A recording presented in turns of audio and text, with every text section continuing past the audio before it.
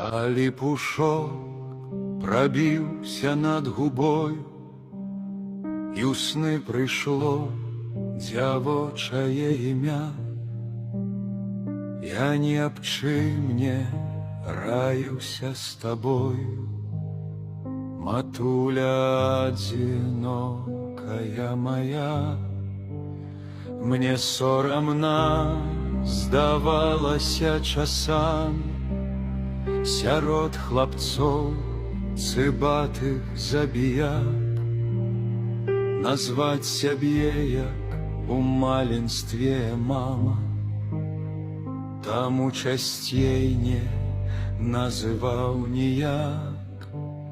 Не спала ты асеннімі начамі, хоць падала ад зморы галава, глядзела ў змрок вільготнымі вачамі, прывычная да гора удава.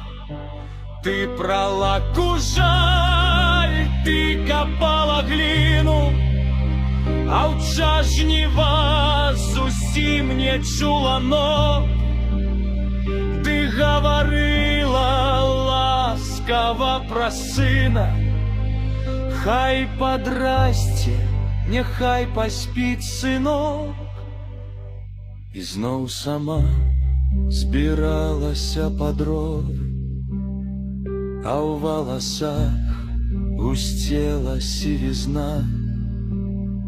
Хоць бы сказаў ён ласкавае слово, хоць бы як колісь мамаю назваў.